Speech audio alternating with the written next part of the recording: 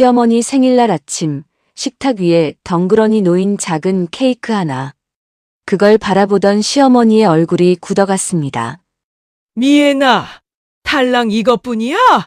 미애는 잠에서 덜 깬 얼굴로 조심스럽게 대답했죠. 어머니 요즘 일이 많아서 그래도 정성껏. 정성껏? 시어머니는 코웃음을 쳤습니다. 한국 온 지 몇 년이야? 뭘 제대로 하는 게 없어, 진짜. 그 말에 미엔의 표정도 흔들렸습니다. 참고 또 참던 감정이 그 순간 살짝 터져나왔죠. 어머니도 제가 얼마나 피곤한지 한 번도 물어보신 적 없잖아요. 두 사람의 시선이 공기 중에서 부딪혔습니다. 서로 쌓였던 말들이 칼처럼 서로를 찔러대는 순간. 그날 밤 집안이 모두 고요해졌을 때 시어머니가 조용히 미엔 방 문을 두드렸습니다. 미애나, 이번에 나랑 같이 내 고향 베트남에 가보자. 그 한마디가 두 사람의 인생을 뒤집을 거라는 걸 아직 아무도 몰랐습니다. 사연 시작 전 구독과 좋아요를 눌러주시고 어디서 듣고 계신지 댓글 남겨주시면 그곳으로 행운과 평화가 가득 깃들길 바라겠습니다. 새벽 2시 휴대전화 알람이 울렸어요. 손을 뻗어 알람을 끄고 일어나 세수를 하는데 거울 속 얼굴이 어제보다 더 피곤해 보였죠. 겨울 새벽 공기는 차가웠고 현관문을 열고 나서는 순간 찬바람이 얼굴을 때렸어요.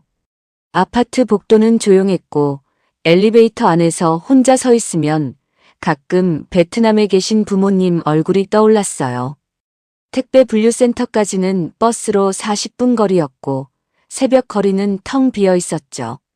버스 안에서 졸다가 정류장을 지나칠 뻔한 적도 여러 번 있었어요. 분류센터 입구에 도착하면 이미 몇몇 사람들이 작업복을 입고 있었고 형광등 불빛 아래서 모두의 얼굴은 비슷하게 지쳐 보였어요. 오늘도 물량 많네요. 누군가 말했지만 대답할 힘도 없었어요. 컨베이어 벨트 위로 쏟아지는 택배 상자들을 분류하는 일은 생각보다 힘들었죠. 허리를 굽혔다 폈다 반복하면서 주소를 확인하고 무게를 재고 구역별로 나누는 작업을 4시간 동안 쉬지 않고 했어요. 손목이 아프고 다리가 저렸지만 이 일을 놓칠 수는 없었어요. 집안 형편에 보탬이 되어야 했고 베트남에 계신 부모님께도 가끔 용돈을 보내드려야 했으니까요. 새벽 6시가 되어 교대 시간이 오면 작업복을 벗고 손을 씻으면서 오늘 하루도 끝났다는 안도감이 들었어요. 집으로 돌아오는 길은 출근길보다 더 고단했어요. 버스 안에서 눈을 붙이려 해도 덜컹거리는 진동 때문에 제대로 잘 수가 없었죠. 아파트에 도착해 현관문을 열면 거실에서 텔레비전 소리가 작게 들렸고 시어머니는 부엌에서 아침 준비를 하고 계셨어요. 인사를 드리려 했지만 목소리가 잘 나오지 않았고 그냥 고개만 숙이고 방으로 들어갔어요. 침대에 쓰러지듯 누우면 정신이 금방 흐려졌고 눈을 감는 순간 깊은 잠에 빠져들었죠. 또 자네. 9시쯤 되면 시어머니가 빨래를 널러 베란다로 가시다가 제 방문 앞을 지나가셨어요. 문틈으로 보이는 제 모습이 불편하셨던 걸까요? 한숨 소리가 작게 들렸고 저는 그 소리에 눈을 뜨려 했지만 몸이 말을 듣지 않았어요. 그렇게 낮잠을 자고 일어나면 오후 2시쯤이었고 일어나서 거실로 나가면 시어머니는 소파에 앉아 텔레비전을 보고 계셨죠. 일어났어요? 네. 밥은 먹었어? 아직이요. 부엌에 국이랑 반찬 있으니까 데워 먹어. 감사합니다. 대화는 늘 이렇게 짧았어요. 더 길게 말하고 싶었지만 한국말이 서툴렀고 무슨 말을 해야 할지 몰라서 그냥 고개만 끄덕였죠. 시어머니도 더 이상 말씀을 하지 않으셨고 저는 부엌으로 가서 혼자 밥을 먹었어요. 국을 데우면서 설거지통에 쌓인 그릇들을 보면 미안한 마음이 들었어요. 아침에 일어났을 때 설거지를 하고 싶었지만 몸이 너무 피곤해서 그냥 방으로 들어가 버렸거든요. 밥을 먹고 나서 설거지를 하는데 시어머니가 부엌 쪽을 보시다가 말씀하셨어요. 그거 내가 할 텐데. 괜찮아요. 제가 할게요. 그래, 그럼 마저 해. 말투는 부드러웠지만 뭔가 서운한 기운이 느껴졌어요. 제가 뭘 잘못했는지 알 수 없었지만 시어머니 표정이 어제보다 조금 더 굳어 보였죠. 설거지를 끝내고 방으로 돌아가려는데 시어머니가 물으셨어요. 오늘 저녁은 집에서 먹어? 네, 먹을게요. 그래, 알았어. 그렇게 대화는 끝났어요. 저는 방으로 들어가 침대에 앉아 휴대전화를 봤지만 무엇을 해야 할지 막막했어요. 베트남에 있는 친구에게 메시지를 보낼까 생각했지만 그냥 화면만 바라보다가 휴대전화를 내려놓았죠. 창밖을 보니 겨울 하늘이 회색빛으로 흐렸고 바람에 나뭇가지가 흔들리고 있었어요. 저녁 준비 시간이 되어 부엌으로 나갔어요. 시어머니는 이미 재료를 꺼내 놓으셨고 저는 옆에서 도와드렸죠. 감자를 깎고 파를 썰고 국을 끓이는 동안 말은 별로 없었어요. 가끔 시어머니가 지시를 하시면 고개를 끄덕이고 따라했고 그렇게 저녁 준비가 끝났어요. 남편이 퇴근해서 들어오면 셋이서 밥을 먹었는데 식탁은 늘 조용했어요. 오늘 회사에서 일 많았어? 시어머니가 아들에게 물으셨어요. 네, 그냥 그랬어요. 피곤하겠네. 괜찮아요. 남편도 말이 많지 않았고 저는 그저 밥을 먹으면서 가끔 반찬을 남편 앞으로 밀어드렸죠. 시어머니는 제 쪽을 보시다가 시선을 돌리셨고 식사는 그렇게 조용히 끝났어요. 설거지를 하고 나서 방으로 돌아가는데 복도에서 시어머니와 남편이 나지막하게 이야기하는 소리가 들렸어요. 며느리가 요즘 계속 자기만 하네. 엄마 새벽에 일하느라 피곤한 거예요. 그래도 낮에 좀 일어나서 집안일도 하고 그래야지. 엄마가 이해해 주세요. 이해는 하는데 그래도 좀 그렇잖아. 목소리는 작았지만 또렷하게 들렸고 저는 방문을 닫고 침대에 앉았어요. 가슴이 답답했고 눈물이 날 것 같았지만 참았어요. 결혼한 지 7년이 지났지만 시어머니와의 관계는 처음이나 지금이나 크게 달라지지 않았어요. 말투 하나, 표정 하나에 서운함이 쌓였고 그게 또 오해가 되어 돌아왔죠. 한국말이 서툴러서 제대로 설명하지 못했고 베트남 문화와 한국 문화가 달라서 자꾸 어긋났어요. 시어머니는 제가 게으르다고 생각하셨고 저는 시어머니가 저를 이해하지 못한다고 느꼈어요. 명절 때마다 음식 준비하면서 눈치를 봐야 했고 친척들이 모이면 말도 제대로 섞지 못해 구석에 앉아 있었죠. 시어머니는 그런 제 모습을 보시면서 한숨을 쉬셨고 저는 그 한숨 소리가 칼처럼 아팠어요. 7년 동안 쌓인 서운함과 오해가 방 안가득 쌓여 있는 것 같았고 이제는 어디서부터 풀어야 할지조차 알 수 없었어요. 시어머니를 불편하게 해드리고 싶지 않았는데 자꾸 그렇게 되는 것 같았죠. 어떻게 해야 할지 몰라서 그냥 이불을 덮고 누웠어요. 내일 새벽에도 알람이 울릴 거고 또 택배 분류센터로 가야 했어요. 그 생각만 하니 한숨이 나왔고 천장을 보면서 눈을 감았어요. 시어머니 생일이 다가왔어요. 달력에 동그라미를 쳐놓고 며칠 전부터 고민했지만 새벽 근무를 마치고 돌아오면 몸이 너무 지쳐서 특별한 준비를 할 수가 없었어요. 베트남에서는 생일에 케이크 하나면 충분했고 가족들이 모여 함께 먹으면 그것만으로도 축하의 의미가 있었거든요. 그래서 퇴근길에 빵집에 들러 작은 케이크 하나를 샀어요. 딸기가 얹어진 하얀 크림 케이크였고 상자에 담아서 집으로 가져왔죠. 현관문을 열고 들어서는데 거실에는 이미 남편이 퇴근해 있었고 시어머니는 부엌에서 저녁 준비를 하고 계셨어요. 케이크 상자를 식탁 위에 놓으면서 말했어요. 어머니 생신 축하드려요. 시어머니가 부엌에서 나오셔서 상자를 보셨어요. 표정이 살짝 굳어지는 게 느껴졌지만 그냥 고개만 끄덕이셨죠. 그래, 고맙다. 목소리는 평소보다 차가웠어요. 뭔가 잘못된 건가 싶었지만 무엇이 문제인지 알 수 없었어요. 저녁 식사를 준비하면서 시어머니는 말씀이 없으셨고, 저도 어떻게 말을 꺼내야 할지 몰라서 그냥 조용히 일을 도왔죠. 남편은 눈치를 보면서 이것저것 거들었지만 분위기는 계속 무거웠어요. 식사가 끝나고 케이크를 꺼냈어요. 초를 꽂고 불을 켜면서 생일 축하 노래를 불렀지만 시어머니 얼굴에는 미소가 없었어요. 초를 끄시고 케이크를 자르는데 칼질이 평소보다 거칠게 느껴졌죠. 한 조각씩 접시에 담아드렸지만 시어머니는 몇 입 드시고는 포크를 내려놓으셨어요. 별로 배가 안 고프네. 그렇게 말씀하시고는 자리에서 일어나셨어요. 남편이 당황한 표정으로 저를 봤지만 저도 어찌할 바를 몰랐어요. 설거지를 하면서 가슴이 답답했고 손이 자꾸 떨렸죠. 뭘 잘못한 건지 알 수 없었지만 시어머니가 화나신 건 분명했어요.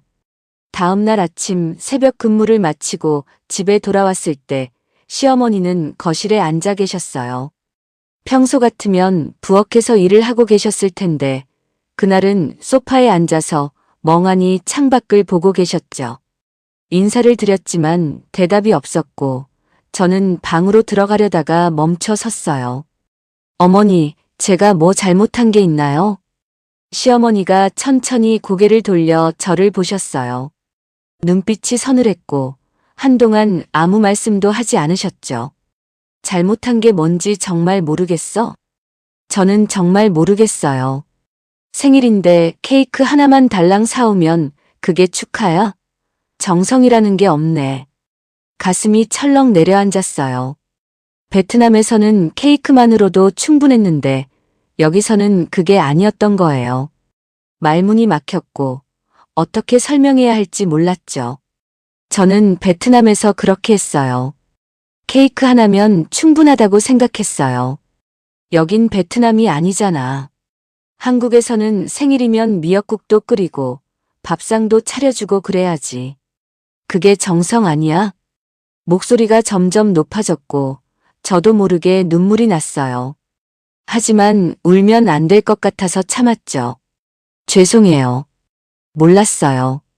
몰랐으면 물어보기라도 하지. 맨날 자기만 하고 말도 없고 이게 며느리가 할 태도야? 말이 칼처럼 날카로웠고 가슴 깊은 곳이 아팠어요. 변명하고 싶었지만 입이 떨어지지 않았죠. 시어머니는 한숨을 크게 쉬시고는 방으로 들어가 버리셨어요. 저는 거실에 혼자 남아서 소파에 주저앉았어요. 눈물이 뺨을 타고 흘러내렸지만 소리내어 울 수는 없었어요. 그날 저녁 남편이 퇴근하고 나서 조용히 말했어요. 엄마한테 사과 한번 해봐. 엄마도 서운하셨나 봐. 저도 서운해요. 알아. 근데 엄마 입장도 이해해줘. 여기 문화가 다르잖아. 저도 노력하고 있어요. 근데 너무 힘들어요. 남편은 더 이상 말하지 않았고 저도 입을 다물었어요. 그날 밤 잠이 오지 않았고 천장만 바라보다가 새벽이 되어서야 겨우 눈을 붙였죠. 며칠이 지나도 시어머니와의 관계는 회복되지 않았어요. 말은 최소한으로만 주고받았고 집안 분위기는 얼어붙었죠. 그러던 어느 날 저녁 설거지를 끝내고 방으로 가려는데 시어머니가 거실에서 저를 불렀어요. 잠깐 이리 와봐. 긴장하면서 거실로 갔어요. 시어머니는 소파에 앉아 계셨고 손을 모으고 계셨죠. 표정은 여전히 굳어 있었지만 목소리는 조금 부드러워진 것 같았어요.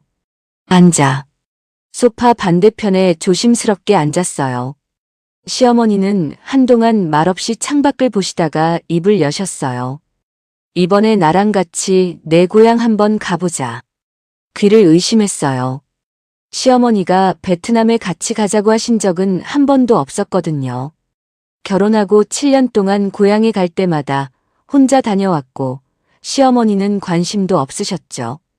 왜 한 번도 그런 적 없으시다가 같이 가자고 하세요? 물음이 조심스러웠지만 시어머니는 대답하지 않으셨어요. 그냥 한숨만 쉬시면서 고개를 돌리셨죠. 그냥 가보고 싶어서 그래. 목소리에 무게가 실렸고 뭔가 다른 이유가 있는 것 같았지만 더 묻지 못했어요. 어색한 침묵이 흘렀고 시어머니가 다시 말씀하셨어요. 표 알아봐. 다음 달쯤 가자. 네, 알겠습니다. 그렇게 대화는 끝났어요.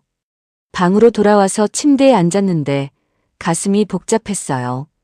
왜 갑자기 같이 가자고 하셨는지, 무슨 마음이신지 알 수 없었지만 거절할 수는 없었죠. 휴대전화를 꺼내 항공권을 검색하면서 한숨이 나왔어요. 시어머니와 단둘이 베트남에 간다는 게 부담스러웠지만 어쩌면 이번 기회에 오해가 풀릴 수도 있겠다는 생각이 들었어요. 창밖 어둠을 보면서 눈을 감았고 내일 또 새벽 근무를 해야 한다는 생각에 몸을 눕혔어요. 인천공항 출국장은 사람들로 붐볐어요. 큰 캐리어를 끌고 가는 가족들, 여행 가방을 맨 젊은 커플들, 비즈니스 가방을 든 사람들이 체크인 카운터 앞에 줄을 서 있었죠. 시어머니는 제 옆에서 가방 손잡이를 꽉 쥐고 계셨고 표정은 굳어 있었어요. 저도 긴장되어서 말을 걸지 못했고 그렇게 침묵 속에서 순서를 기다렸어요. 여권이랑 표 주세요. 직원이 말했고 저는 서류를 꺼내 건넸어요. 시어머니 것도 함께 드렸죠. 체크인을 마치고 탑승권을 받았지만 시어머니는 여전히 말이 없으셨어요. 보안 검색대를 지나고 면세점 구역으로 들어갔지만 둘 다 쇼핑할 마음이 없었어요. 그냥 벤치에 앉아서 탑승 시간을 기다렸죠. 물 마실래요? 제가 조심스럽게 물었어요. 아니, 괜찮아. 짧은 대답이 돌아왔고 다시 침묵이 흘렀어요. 주변에서는 사람들이 웃고 떠들었지만 우리 사이의 공기는 무거웠어요. 시어머니는 손에 든 탑승권을 계속 만지작거리고 계셨고 저는 휴대전화 화면만 바라봤죠. 부모님께 곧 도착한다는 메시지를 보냈지만 답장은 오지 않았어요. 탑승 안내 방송이 나왔어요. 사람들이 일어나서 게이트 쪽으로 걸어갔고 저희도 따라 움직였어요. 좁은 복도를 지나 비행기에 올라탔고 좌석을 찾아 앉았죠. 시어머니는 창가 쪽에 앉으셨고 저는 통로 쪽에 앉았어요. 안전벨트를 매면서 시어머니를 힐끗 봤는데 얼굴이 긴장으로 굳어 있었어요. 비행기 자주 타보셨어요? 아니, 별로. 조금 있으면 이륙할 거예요. 응. 비행기가 움직이기 시작했어요. 활주로를 달리다가 천천히 떠오르는 순간 시어머니의 손이 팔걸이를 꽉 쥐었죠. 창밖으로 보이는 땅이 점점 작아졌고 구름 위로 올라갔어요. 안전벨트 착용 사인이 꺼지고 나서야 시어머니가 조금 몸을 풀었지만 여전히 불안해 보였어요. 승무원이 음료수를 가지고 왔어요. 시어머니는 물을 받으셨고 저는 주스를 받았죠. 한 모금 마시고 나서 창밖을 보니 새하얀 구름이 끝없이 펼쳐져 있었어요. 베트남까지는 5시간이 걸렸고 그 시간 동안 우리는 거의 말을 하지 않았어요. 시어머니는 눈을 감고 계셨고 저는 기내 잡지를 뒤적였지만 내용은 하나도 들어오지 않았죠. 몇 시간이 지나고 기내식이 나왔어요. 플라스틱 용기를 열면서 시어머니가 작게 한숨을 쉬셨어요. 입맛이 없네. 조금이라도 드세요. 그래. 포크를 들었지만 몇 입 드시고는 뚜껑을 덮으셨어요. 저도 밥을 먹었지만 목으로 넘어가지 않았고 억지로 삼켰죠. 식판을 치우고 나서 다시 침묵이 흘렀어요. 비행기 안은 조용했고 사람들은 대부분 잠들어 있었어요. 저도 눈을 붙이려 했지만 잠이 오지 않았고 천장만 바라보다가 고개를 돌렸어요. 시어머니는 창밖을 보고 계셨어요. 무슨 생각을 하시는지 알 수 없었지만 표정이 복잡해 보였죠. 혹시 후회하시는 건 아닐까 하는 생각이 들었어요. 갑자기 함께 가자고 하신 이유도 모르겠고 지금 무슨 마음이신지도 알 수 없었어요. 그저 부담만 느껴졌고 베트남에 도착하면 어떻게 될지 걱정됐죠. 곧 도착합니다. 기내 방송이 나왔어요. 비행기가 고도를 낮추기 시작했고 귀가 멍해졌어요. 창밖으로 베트남 땅이 보이기 시작했고 초록빛 논밭과 건물들이 점점 커졌죠. 바퀴가 땅에 닿는 순간 비행기가 덜컹거렸고 시어머니의 몸이 살짝 앞으로 기울었어요. 도착했어요. 제가 말했지만 시어머니는 대답하지 않으셨어요. 그냥 창밖만 보고 계셨죠. 비행기가 완전히 멈추고 사람들이 일어나기 시작했어요. 우리도 짐을 챙겨서 일어났고 출구 쪽으로 걸어갔어요. 비행기 문을 나서는 순간 뜨거운 공기가 얼굴을 때렸고 습한 바람이 옷 속으로 스며들었어요. 덥네. 시어머니가 작게 중얼거렸어요. 여기는 원래 더워요. 그래. 공항 안으로 들어가서 입국 심사를 기다렸어요. 줄이 길었고 사람들이 계속 밀려왔죠. 시어머니는 땀을 닦으면서 주변을 둘러봤고 낯선 표정이 역력했어요. 입국 심사를 마치고 수화물을 찾아서 공항 밖으로 나왔어요. 공항 밖은 더 뜨거웠어요. 오토바이 소리가 요란했고 택시 기사들이 손님을 부르는 소리가 여기저기서 들렸죠. 시어머니는 멈춰서서 주변을 보셨고 눈이 조금 커졌어요. 처음 보는 풍경이 낯설고 불안했을 거예요. 저는 익숙한 거리를 보면서 마음이 조금 편해졌지만 동시에 긴장도 됐어요. 이제 시어머니와 함께 친정집으로 가야 했고 부모님을 만나야 했으니까요. 택시 탈게요. 제가 말하면서 택시를 불렀어요. 기사에게 베트남어로 주소를 말했고 시어머니는 제 옆에 앉으셨죠. 택시가 출발하면서 창밖으로 거리가 흘러갔어요. 오토바이들이 사이사이로 지나갔고 노점상들이 길가에 물건을 펼쳐놓고 있었어요. 시어머니는 말없이 창밖만 보셨고 저도 아무 말 하지 않았어요. 택시 안은 조용했고 에어컨 바람만 쌩쌩 나왔죠.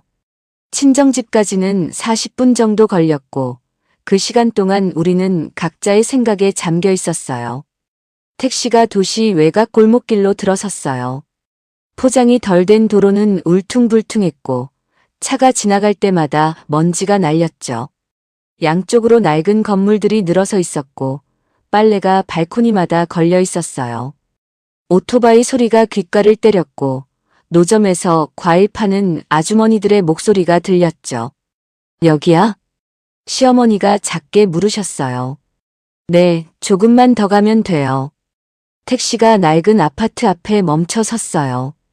회색빛 건물은 페인트가 벗겨져 있었고 외벽에는 녹슨 철근이 드러나 있었죠. 1층에는 작은 가게들이 있었고 오토바이들이 무질서하게 세워져 있었어요.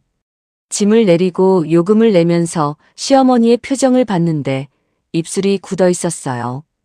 엘리베이터 없어요. 계단으로 올라가야 해요. 몇 층인데? 4층이요.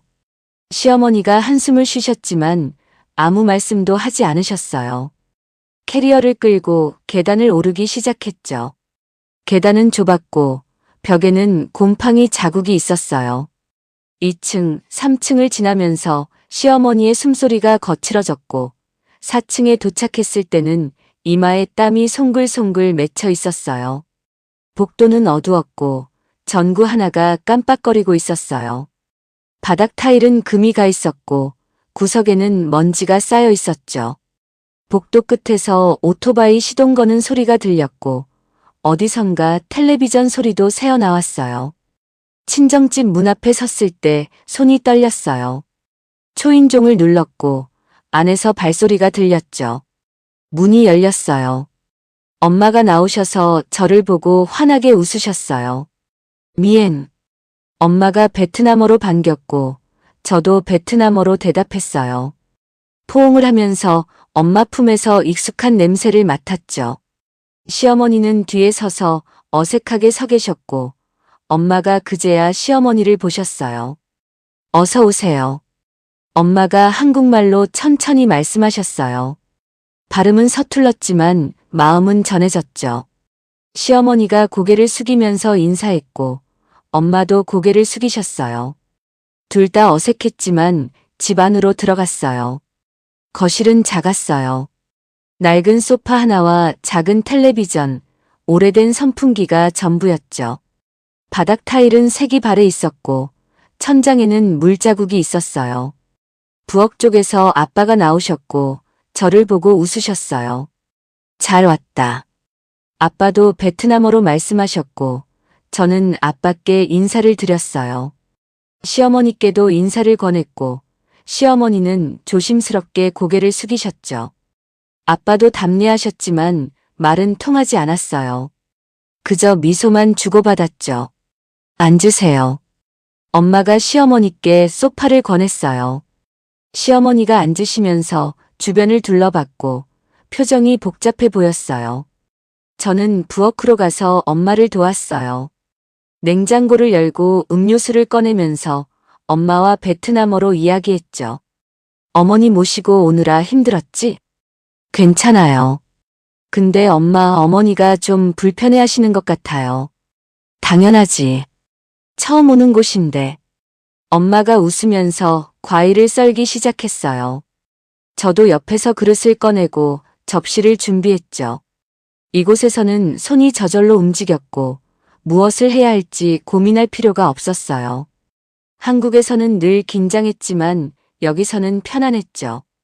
거실로 나가서 과일을 내놓았어요. 시어머니는 선풍기 바람을 쐬고 계셨고 땀을 닦고 계셨어요. 더우시죠?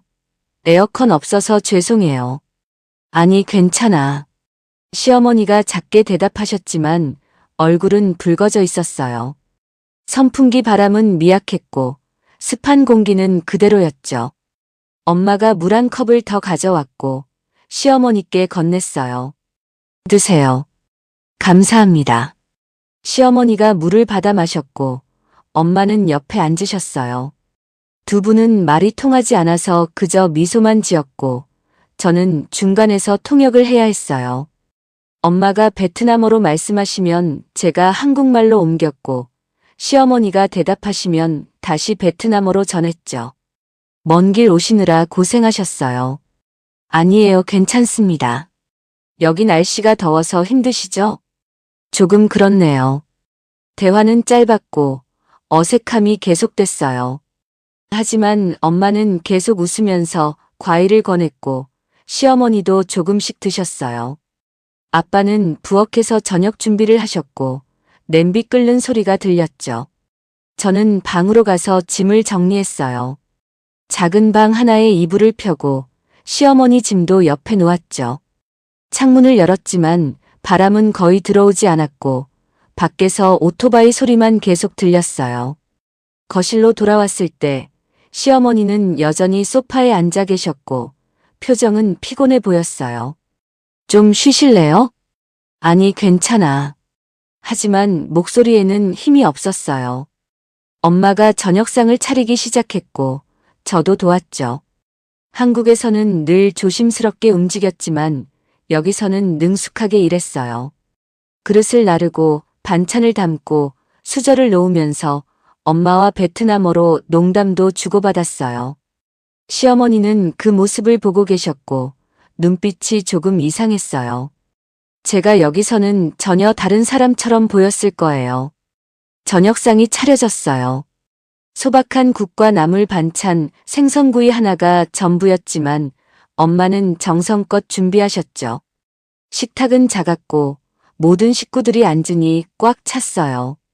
시어머니는 조심스럽게 자리에 앉으셨고 엄마가 밥을 퍼서 건넸어요.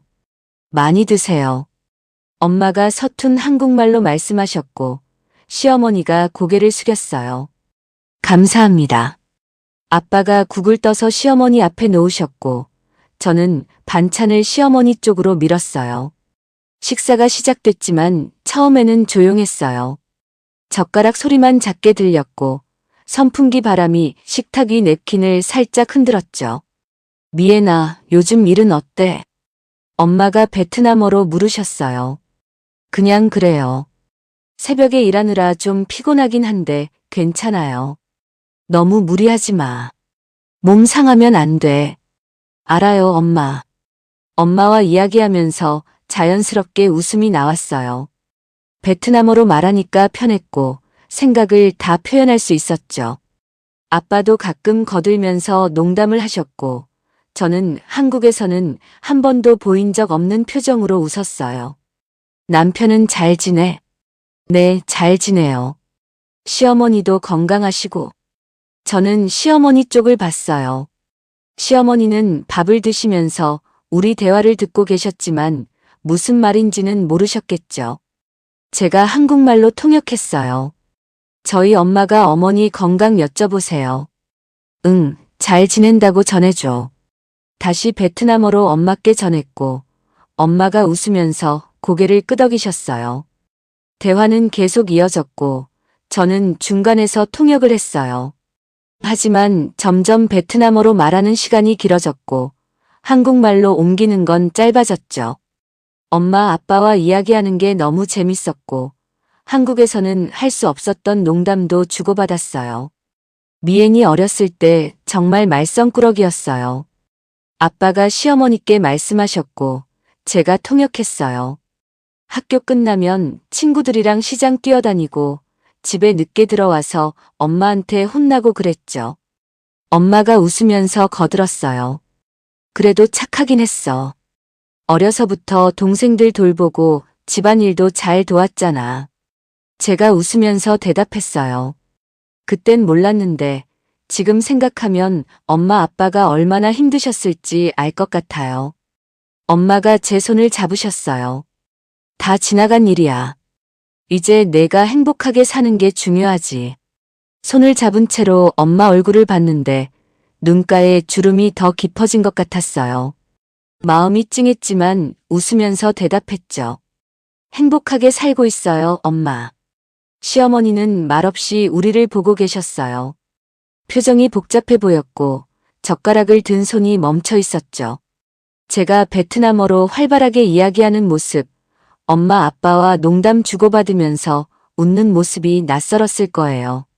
한국에서는 늘 조용했고 말수가 적었고 표정도 굳어 있었으니까요. 식사가 끝나고 설거지를 시작했어요. 엄마와 함께 부엌에 서서 그릇을 씻으면서 계속 이야기했죠.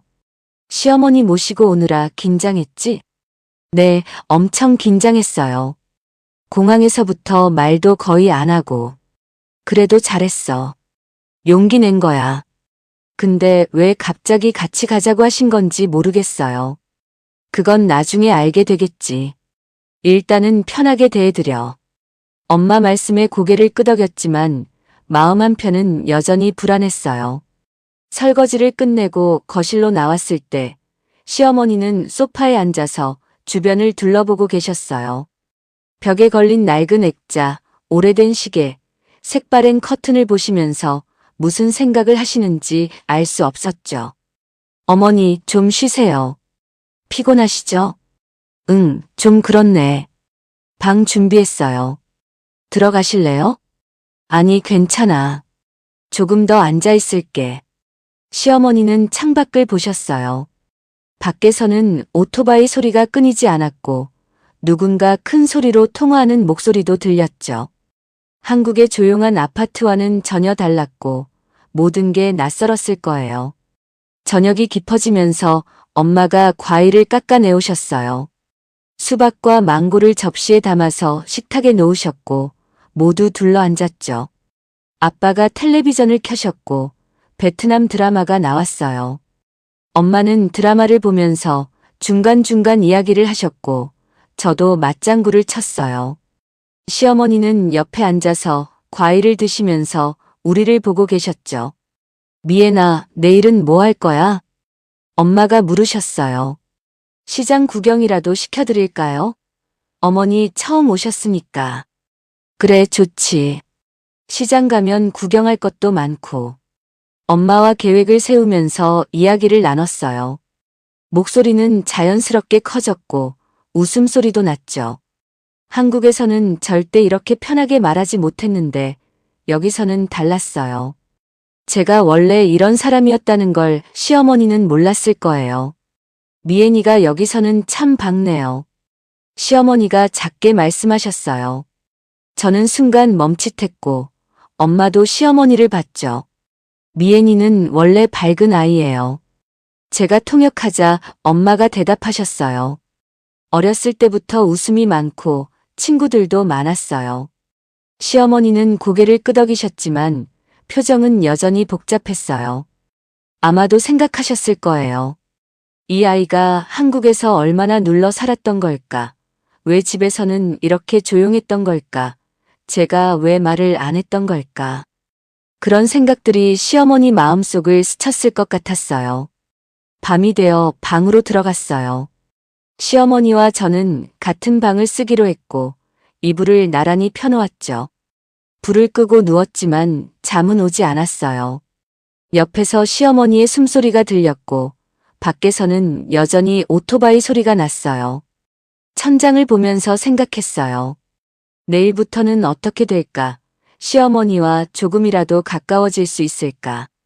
다음 날 아침 일찍 눈이 떠졌어요.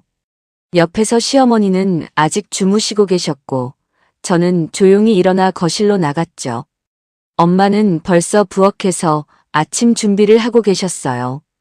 일찍 일어났네. 네, 잠이 잘 안 왔어요. 엄마 옆에 서서 채소를 씻었어요. 손은 저절로 움직였고 무엇을 해야 할지 물어볼 필요도 없었죠. 국을 끓이고 반찬을 꺼내고 상을 차리는 동안 엄마와 베트남어로 이야기했어요. 오늘 시장 갈 거지? 네, 어머니 구경시켜 드리려고요. 좋아. 내가 안내해 줄게. 시어머니가 일어나셨을 때는 이미 식탁이 준비되어 있었어요.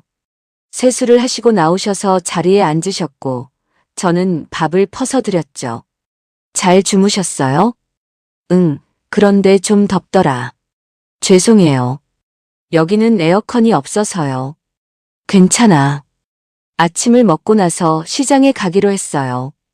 엄마가 앞장서고 저와 시어머니가 뒤따랐죠. 아파트를 나서자 뜨거운 햇살이 내리쳤고 오토바이들이 쌩쌩 지나갔어요. 시어머니는 걸음이 조심스러웠고 저는 옆에서 팔을 잡아드렸어요. 시장은 사람들로 붐볐어요. 과일 파는 가게, 생선 파는 좌판, 옷 파는 노점이 빼곡하게 늘어서 있었죠. 엄마는 아는 상인들과 인사를 나누셨고 저도 몇몇 분들께 인사를 드렸어요. 베트남어로 대화하면서 웃고 물건 값을 흥정하고 시식도 하면서 자연스럽게 움직였죠. 미애나, 이거 좀 들어봐. 엄마가 과일 봉지를 건네셨고 저는 받아서 들었어요. 시어머니는 옆에서 우리를 보고 계셨고 표정이 묘했어요. 제가 엄마 심부름을 척척 해내고 상인들과 농담도 주고받는 모습이 신기했을 거예요. 미애니 여기서는 정말 다르네요. 시어머니가 작게 말씀하셨어요. 여기는 제가 익숙한 곳이니까요. 그래도 한국에서는 이렇게 활발하지 않잖아. 말끝이 조금 날카로웠어요. 저는 대답하지 않고 그냥 걸었죠. 엄마가 채소를 사시는 동안 저는 옆에서 봉지를 들고 있었고 시어머니는 조금 떨어진 곳에서 지켜보셨어요. 집으로 돌아와서 점심 준비를 했어요. 엄마와 함께 부엌에 서서 재료를 다듬고 냄비를 올리고 국을 끓였죠. 손놀림이 빨랐고 엄마와 호흡도 잘 맞았어요. 한국에서는 늘 시어머니 눈치를 보면서 천천히 움직였는데 여기서는 달랐어요. 미애나, 접시 좀 꺼내줘. 네, 엄마. 선반을 열고 접시를 꺼내서 닦았어요. 물기를 닦고 식탁에 놓고 수저를 챙기는 동안 시어머니가 부엌 입구에 서 계셨어요. 팔짱을 끼고 우리를 보시면서 입술을 지그시 다물고 계셨죠. 점심 다 됐어요. 앉으세요. 제가 말씀드렸지만 시어머니는 바로 움직이지 않으셨어요. 한참을 서 계시다가 천천히 자리에 앉으셨고 표정은 굳어 있었어요. 식사 중에도 분위기가 무거웠어요. 엄마와 아빠는 평소처럼 이야기하셨지만 시어머니는 거의 말씀이 없으셨죠. 밥을 드시다가 젓가락을 내려놓으시면서 말씀하셨어요. 한국에서도 이렇게 하면 되지 않니? 순간 공기가 얼어붙었어요. 엄마와 아빠가 저를 봤고 저는 숨이 막혔어요. 무슨 말씀이세요? 여기서 이렇게 잘하잖아. 한국에서도 이렇게 하면 내가 뭐라 안 할 텐데. 목소리는 차갑지 않았지만 말 속에 서운함이 묻어 있었어요. 가슴이 답답했고 손이 떨렸죠. 한국에서는 그렇게 할 수가 없어요. 제 목소리가 떨렸어요. 왜? 똑같은 일인데. 똑같지 않아요. 뭐가 다른데? 시어머니 목소리가 조금 높아졌어요. 저도 참았던 게 터져 나왔죠. 여기서는 엄마가 뭘 원하시는지 알아요. 말 안 해도 알고 손도 저절로 움직여요. 근데 한국에서는 매번 눈치 봐야 하고 뭘 해도 틀린 것 같고 말도 제대로 못해서 답답하고 말이 쏟아져 나왔고 멈출 수가 없었어요. 일 끝나고 돌아오면 너무 피곤한데 어머니는 제가 자는 거 싫어하시잖아요. 저도 노력해요. 근데 어머니 기준에 맞추려면 저는 숨도 못 쉬겠어요. 시어머니 얼굴이 굳었어요. 입술이 파르르 떨렸고 눈빛이 차가워졌죠. 내가 그렇게 너한테 못되게 했어? 못되게 하신 건 아닌데 저는 항상 부족한 것 같아요. 그건 내 생각이지. 내가 그런 적 없어. 어머니는 그렇게 느끼실 수 있어도 저는 달라요. 시어머니가 자리에서 일어나셨어요. 냅킨을 식탁에 던지듯 놓으시고 방으로 들어가 버리셨죠. 문 닫히는 소리가 크게 났고 거실은 조용해졌어요. 엄마가 제 손을 잡았어요. 괜찮아. 하지만 괜찮지 않았어요. 가슴이 두근거렸고 눈물이 날 것 같았지만 참았죠. 아빠는 한숨을 쉬시면서 밥을 계속 드셨고 저는 그냥 고개를 숙였어요. 설거지를 하면서 손이 계속 떨렸어요. 그릇이 미끄러져 떨어질 뻔했고 물이 옷에 튀었죠. 엄마가 옆에서 등을 토닥여 주셨지만 마음은 진정되지 않았어요. 시어머니한테 사과해야 되나요? 일단 시간 좀 두고 봐. 지금은 둘 다 감정이 격해 있으니까. 제가 너무 심하게 말한 것 같아요. 아니야. 내 마음도 이해해. 다만 표현이 좀 거칠었을 뿐이지. 엄마 말씀에 고개를 끄덕였지만 후회가 밀려왔어요. 방에서 시어머니가 나오지 않으셨고 저녁 시간이 되어도 문은 닫혀 있었죠. 어머니, 저녁 드세요. 문 앞에서 조심스럽게 말했지만 대답이 없었어요. 노크를 했지만 여전히 조용했고 저는 그냥 거실로 돌아왔어요. 저녁을 먹는 동안에도 분위기는 무겁였어요. 엄마와 아빠는 위로하려 했지만 제 마음은 편하지 않았죠. 밤이 되어 방으로 들어갔을 때 시어머니는 벽을 보고 누워 계셨어요. 등을 돌리고 계셔서 얼굴은 보이지 않았지만 깨어 계신 건 알 수 있었어요. 저도 이불을 덮고 누웠지만 잠은 오지 않았고 천장만 바라보다가 눈을 감았어요. 다음 날 아침 시어머니와 저는 여전히 말을 섞지 않았어요. 아침 식사도 각자 다른 시간에 했고 마주치지 않으려 애썼죠. 엄마는 걱정스러운 표정으로 우리를 번갈아 보셨지만 아무 말씀도 하지 않으셨어요. 점심때쯤 엄마의 오랜 친구 한 분이 집에 오셨어요. 시장에서 옷가게를 하시는 분이었고 저를 어렸을 때부터 봐오신 분이었죠. 미엔이 많이 컸네. 베트남어로 반갑게 인사하시면서 제 손을 잡으셨어요. 시어머니도 거실에 나오셔서 인사를 나누셨고 엄마가 차를 내오셨죠. 세 분이 소파에 앉아 이야기를 나누셨어요. 저는 부엌에서 설거지를 하면서 대화 소리가 들렸는데 엄마 친구분이 베트남어로 말씀하기 시작했어요. 제가 옆에서 한국말로 통역해드렸죠.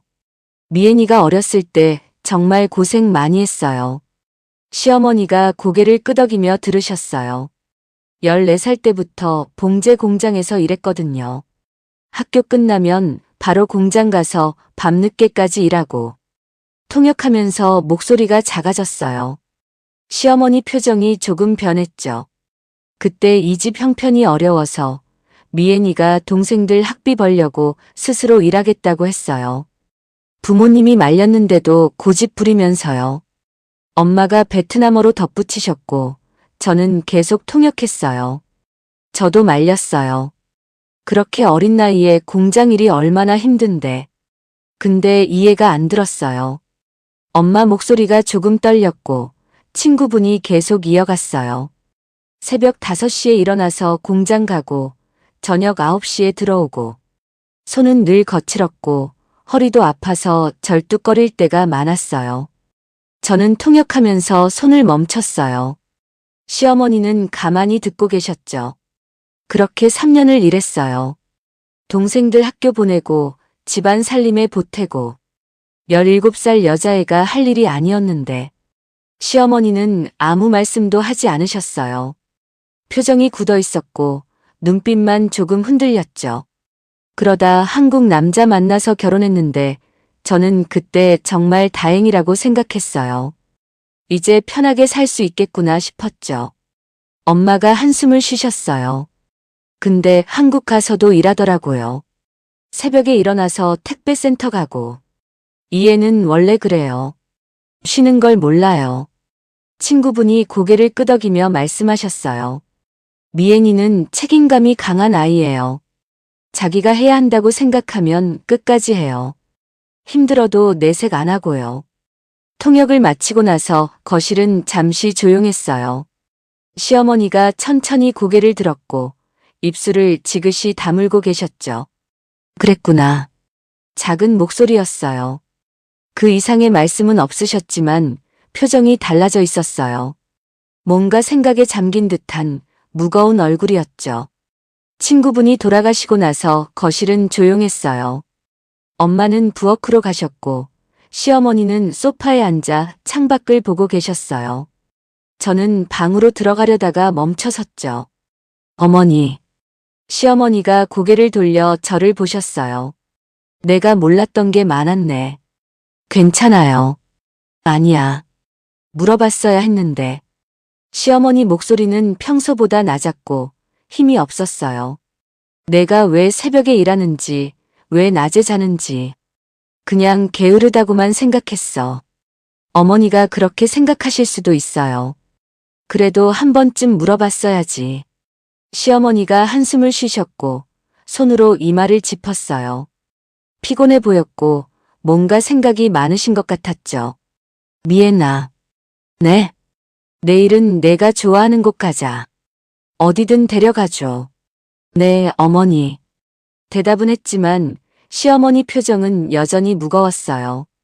완전히 풀린 건 아니었지만 예전보다는 부드러워진 게 느껴졌죠. 저녁 식사 때도 시어머니는 말씀이 많지 않으셨어요. 밥을 드시면서 가끔 저를 보셨고 시선이 닿으면 고개를 돌리셨죠. 뭔가 말씀하고 싶으신 것 같았지만 쉽게 꺼내지 못하시는 것 같았어요. 밤에 방으로 들어가서 나란히 누웠을 때 시어머니가 작게 말씀하셨어요.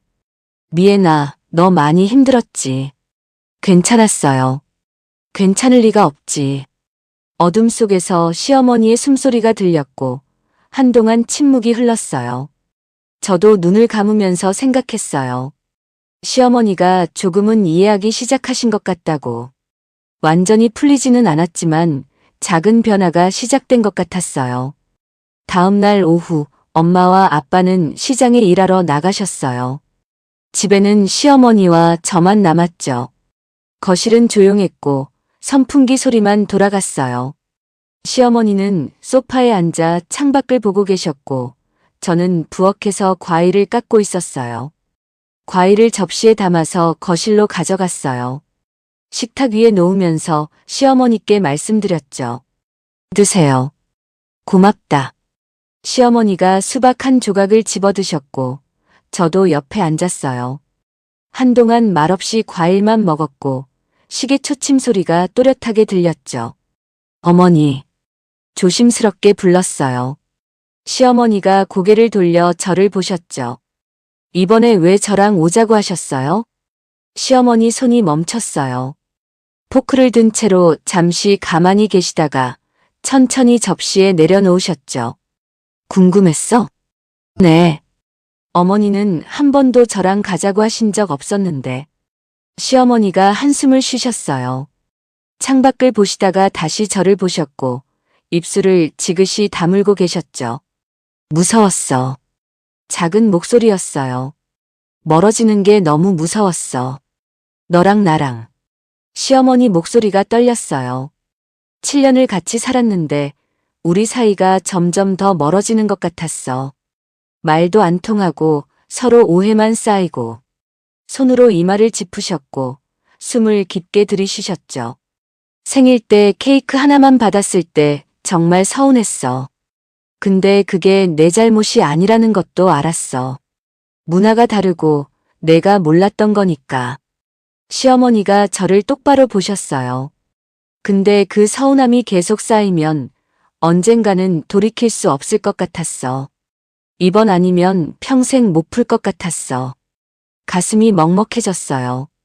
그래서 여기 같이 가자고 한 거예요? 응. 내가 어디서 자랐는지, 부모님은 어떤 분들인지 보고 싶었어. 그래야 너를 조금이라도 이해할 수 있을 것 같았거든. 시어머니 눈가가 붉어졌어요. 근데 와보니까 내가 너무 몰랐더라. 내가 얼마나 힘들게 살았는지, 얼마나 책임감이 강한 애인지. 목소리가 점점 작아졌어요. 한국에서 내가 왜 그렇게 조용했는지 이제 알겠어. 눈치 보느라 말 못해서 외로워서 그랬던 거지. 저도 눈시울이 뜨거워졌어요. 저도 어머니한테 서운했어요. 알아. 근데 어떻게 말해야 할지 몰랐어요. 한국말도 서툴고 어머니 기분 상하게 할까봐 무서웠어요. 시어머니가 제 손을 잡았어요. 손이 따뜻했고 힘이 들어가 있었죠. 이제부터는 말해. 서운하면 서운하다고, 힘들면 힘들다고. 어머니도요. 제가 뭘 잘못하면 말씀해 주세요. 그래, 약속할게. 두 사람은 손을 잡은 채로 한동안 앉아 있었어요. 말은 없었지만 마음이 조금씩 가까워지는 게 느껴졌죠. 미애나. 네. 나도 처음이었어. 외국에서 온 며느리 둔 거. 시어머니가 쓸쓸하게 웃으셨어요. 어떻게 대해야 할지 몰랐어. 그냥 내 기준대로 했는데 그게 너한테는 부담이었구나. 저도 어머니 마음 몰랐어요. 어머니도 서운하셨을 텐데. 그래. 서운했지. 근데 이제 알겠어. 우리 둘 다 서툴렀던 거야. 시어머니가 제 손을 꽉 쥐었어요. 앞으로는 잘해보자. 천천히 조금씩. 네, 어머니. 시어머니가 눈가를 닦으셨고 저도 손등으로 눈물을 훔쳤어요. 창밖에서 오토바이 소리가 들렸고 누군가 웃는 소리도 들렸죠. 선풍기 바람이 커튼을 살랑거리게 했고 거실은 따뜻했어요. 과일 더 먹어. 시어머니가 수박을 제 접시에 올려주셨어요. 저도 망고를 시어머니 접시에 놓았죠. 그렇게 둘이서 과일을 먹으면서 이야기를 나눴어요. 예전처럼 어색하지 않았고 말도 조금씩 늘어났어요. 한국 돌아가면 내가 내 새벽 근무 시간 존중할게. 감사해요, 어머니. 그리고 낮에 자는 거 뭐라 안 할게. 대신 내가 일어나면 밥은 같이 먹자. 네, 그렇게 할게요. 명절 때 음식 준비도 천천히 가르쳐 줄게. 급하게 안 해도 돼. 열심히 배울게요. 시어머니가 웃으셨어요. 처음 보는 따뜻한 미소였고 저도 덩달아 웃었죠. 저녁 때 엄마와 아빠가 돌아오셨을 때 우리 둘은 부엌에서 저녁 준비를 하고 있었어요. 시어머니가 서툴게 채소를 썰고 저는 옆에서 도왔죠. 엄마가 그 모습을 보시고 흐뭇하게 웃으셨어요. 둘이 사이 좋아 보이네. 네, 엄마. 시어머니도 고개를 끄덕이셨고 엄마가 옆에 와서 함께 요리를 도왔어요. 셋이서 부엌에 선이 좁았지만 마음은 편했죠. 저녁상을 차리고 4명이 둘러앉았을 때 분위기는 처음과 달랐어요. 대화도 오갔고 웃음소리도 났어요. 가슴이 따뜻해졌어요. 밤에 불을 끄고 누웠을 때 시어머니의 숨소리가 편안하게 들렸고 저도 마음이 가벼워졌죠. 7년 만에 처음으로 시어머니와 진짜 대화를 나눈 것 같았어요. 저녁을 먹고 나서 시어머니가 말씀하셨어요. 미애나, 옥상 올라가자. 바람 좀 쐬고 싶다. 네, 어머니. 계단을 올라 옥상으로 나갔어요. 밤바람이 불었고 도시 불빛이 아래쪽으로 반짝였죠. 오토바이 소리는 여전했지만 옥상은 조용했어요. 시어머니는 난간 쪽으로 걸어가셨고 저도 옆에 섰어요. 여기 경치 좋네. 네, 어렸을 때 자주 올라왔어요. 그랬구나. 시어머니가 가방에서 봉투 하나를 꺼내셨어요. 편지지와 펜도 함께 나왔죠. 미애나, 부탁 하나만 들어줄래? 무슨 부탁인데요? 너희 부모님께 편지 쓰고 싶은데 베트남어는 내가 못해서 대신 좀 적어줄래? 손이 떨렸어요. 시어머니가 편지를 쓰고 싶어 하신다는 게 믿기지 않았죠. 뭐라고 쓸까요? 시어머니가 천천히 말씀하셨어요. 멀리 떨어진 곳에서 딸을 키워 보내주신 두 분께 진심으로 감사하다는 말을 꼭 전하고 싶었습니다. 감사합니다. 손으로 펜을 잡고 베트남어로 받아 적었어요. 시어머니는 잠시 멈추셨다가 다시 이어갔죠. 미애니는 한국에 와서도 늘 부모님 생각을 하고 힘들어도 웃으며 살아가는 아주 착한 아이입니다. 글씨가 흔들렸지만 계속 적었어요. 제가 그 마음을 다 알아주지 못한 것 같아 미애니 많이 외로웠을 것 같아 죄송합니다. 목이 메었어요. 시어머니 목소리도 떨리고 있었죠. 그동안 제가 미애에게 따뜻하게 못했던 날들을 이제야 후회합니다. 눈물이 종이에 떨어질 것 같아서 고개를 들었어요. 시어머니도 눈가를 손등으로 닦고 계셨죠. 미애니는 참 착하고 속 깊고 부모님 가르침 그대로 자란 귀한 딸입니다. 다시 고개를 숙이고 적었어요. 앞으로 미애니가 한국에서 절대 외롭지 않도록 두 분의 딸을 제 딸처럼 아끼고 지키겠습니다. 어머니가 되어주겠습니다. 손이 너무 떨려서 글씨가 삐뚤어졌지만 끝까지 적었어요. 제가 두 분 대신 곁에 있어주겠습니다. 항상 건강하십시오. 마지막 문장을 쓰고 나서 펜을 내려놓았어요. 시어머니가 편지를 받아서 봉투에 조심스럽게 넣으셨고 가슴에 꼭 안으셨죠. 고맙다, 미애나. 아니에요. 시어머니가 제 손을 잡았어요. 밤바람이 불었고 머리카락이 흩날렸죠. 미애나, 미안했어. 정말 미안했어. 어머니, 너 많이 힘들었지. 부족하고 못된 시어머니 때문에. 고개를 저었지만 시어머니는 계속 말씀하셨어요. 이제부터는 달라질게. 약속할게. 눈물이 흘렀어요. 참으려 했지만 멈출 수가 없었죠. 시어머니도 눈물을 흘리고 계셨고 두 사람은 그렇게 서서 울었어요. 저도 죄송해요. 제가 말을 안 해서 어머니가 더 힘드셨을 거예요. 아니야. 내 잘못 아니야. 시어머니가 저를 안아주셨어요.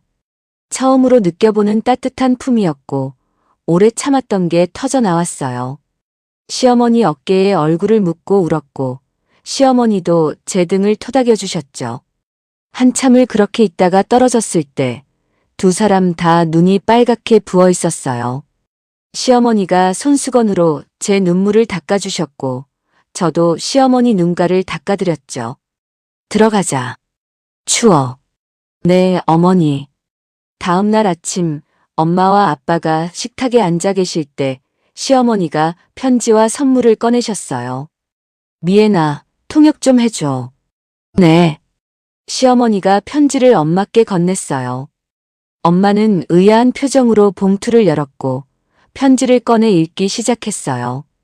베트남어로 적힌 글씨를 보시면서 엄마 표정이 변했죠. 눈가가 붉어지더니 눈물이 흘렀어요. 어머니가 이걸. 엄마 목소리가 떨렸고 아빠가 옆에서 편지를 함께 보셨어요. 아빠도 눈시울이 붉어지셨죠. 시어머니가 영양제와 손수건을 내밀었어요. 건강하시라고요. 제가 통역했고 엄마가 두 손으로 받으셨어요. 엄마는 한참을 말없이 선물을 보시다가 일어나셨어요. 시어머니 앞으로 가서 두 손을 잡으셨죠. 언어는 통하지 않았지만 마음은 통했어요. 엄마가 시어머니 손을 꽉 쥐면서 고개를 숙였고 시어머니도 함께 고개를 숙이셨어요. 아빠도 일어나서 시어머니께 깊게 인사하셨죠. 엄마가 시어머니를 안았어요. 짧은 포옹이었지만 진심이 담겨 있었어요. 시어머니도 엄마를 안아주셨고 두 분 다 눈물을 흘리고 계셨죠. 저는 그 모습을 보면서 주저앉고 싶었어요. 눈물이 쏟아졌고 소리내어 울었죠. 엄마와 시어머니가 절 보셨고 저를 함께 안아주셨어요. 셋이서 부엌에 서서 울었고 아빠도 옆에서 눈물을 닦고 계셨어요. 한참 후에 엄마가 말씀하셨어요. 고맙습니다. 서툰 한국말이었지만 시어머니는 알아들으셨어요. 아니에요. 제가 더 감사합니다. 두 분은 다시 손을 잡고 미소를 지었어요. 저는 옆에서 그 모습을 보면서 생각했어요. 이제 정말 가족이 된 것 같다고. 베트남을 떠나는 날이 왔어요. 짐을 챙기면서 엄마는 계속 이것저것 챙겨주셨고 아빠는 묵묵히 짐을 날라주셨죠. 시어머니는 방 한쪽에 앉아서 우리를 지켜보고 계셨어요. 공항으로 가는 택시 안에서 아무도 말이 없었어요. 엄마는 창밖을 보고 계셨고 아빠는 핸들을 잡은 운전기사를 보고 계셨죠. 저는 시어머니 손을 잡았고 시어머니도 제 손을 꽉 쥐셨어요. 공항에 도착해서 체크인을 하고 출국장 입구 앞에 섰어요. 이제 헤어져야 할 시간이었죠. 엄마가 가방에서 뭔가를 꺼내셨어요. 베트남 전통 실크 스카프였고 붉은색 바탕에 금색 자수가 놓여 있었어요. 엄마가 시어머니 목에 스카프를 둘러주셨어요. 시어머니는 깜짝 놀라셨지만 가만히 서 계셨죠. 엄마 손길이 조심스러웠고 스카프를 매듭 지으시면서 미소 지으셨어요. 고맙습니다. 시어머니가 스카프를 만지면서 말씀하셨고 엄마가 고개를 끄덕이셨어요. 아빠도 봉투 하나를 꺼내셨어요. 베트남 차 한 상자가 들어있었고 정성스럽게 포장되어 있었죠. 건강하세요. 아빠가 베트남어로 말씀하셨고 제가 통역했어요. 시어머니가 두 손으로 받으시면서 깊게 고개를 숙이셨어요. 정말 감사합니다. 잘 마실게요. 엄마와 아빠는 서로 눈빛을 주고받으셨고 시어머니를 향해 다시 인사하셨어요. 언어는 통하지 않았지만 마음은 충분히 전해졌죠. 이제 제 차례였어요. 엄마를 안았고 엄마도 저를 꽉 안아주셨어요. 잘 지내라. 네, 엄마. 자주 연락할게요. 어머니한테 잘해드려. 그럴게요. 엄마 품에서 익숙한 냄새가 났고 눈물이 났어요. 엄마도 울고 계셨고 등을 토닥여 주셨죠. 아빠와도 포옹했어요. 아빠는 말이 없으셨지만 꽉 안아주셨어요. 손으로 제 머리를 쓰다듬으시면서 한숨을 쉬셨죠. 몸 건강해야 한다. 네, 아빠. 뒤에서 시어머니가 제 등을 조용히 토닥여 주셨어요. 돌아보니 시어머니도 눈가가 붉어져 있었고 작게 고개를 끄덕이셨죠. 이제 가야 해요. 제가 말했고 엄마와 아빠가 손을 놓았어요. 출국장으로 들어가기 전에 한 번 더 뒤돌아봤는데 엄마와 아빠가 손을 흔들고 계셨어요. 저도 손을 흔들었고 시어머니도 옆에서 함께 흔들었죠. 비행기에 올랐을 때 시어머니가 창가 쪽에 앉으셨어요. 이륙하면서 땅이 멀어질 때 시어머니가 창밖을 보시면서 작게 중얼거렸어요. 좋은 분들이시네. 네, 어머니. 고마운 분들이야. 시어머니가 제 손을 잡았고 그렇게 한국까지 날아갔어요. 인천공항에 도착했을 때 남편이 나와 있었어요. 시어머니를 보자마자 짐을 받아들었고 저한테도 웃어주었죠. 잘 다녀왔어? 응. 집으로 돌아오는 차 안에서 시어머니가 남편에게 말씀하셨어요. 미애니 부모님 정말 좋으시더라. 그래요? 다행이네요. 미애니도 많이 힘들었을 거야. 이제 내가 잘해줘야지. 남편이 백미러로 저를 봤고 저는 고개를 숙였어요. 집에 도착해서 짐을 풀었어요. 시어머니는 베트남 차를 꺼내서 찬장에 정리하셨고 스카프는 서랍에 소중히 넣으셨죠. 집에 돌아온 후부터 조금씩 달라졌어요. 새벽 근무를 마치고 돌아왔을 때 시어머니가 거실에서 텔레비전을 보고 계셨어요. 미애나 고생했지. 네, 어머니. 방 들어가서 쉬어. 밥은 일어나서 먹어. 감사합니다. 예전에는 낮에 자는 제 모습을 보시면서 한숨 쉰 적이 많았는데 이제는 아무 말씀도 안 하셨어요. 오히려 조용히 문을 닫아주시기까지 했죠. 일어나서 밥을 먹을 때도 달라졌어요. 오늘은 뭐 했어? 빨래하고 청소하고 그랬어요. 힘들었겠다. 고마워. 말 한마디 한마디가 달랐고 표정도 부드러워졌어요. 저도 조금씩 마음을 열었고 이야기도 더 많이 나눴죠. 며칠이 지나고 저는 퇴근 후 시간을 내서 천을 샀어요.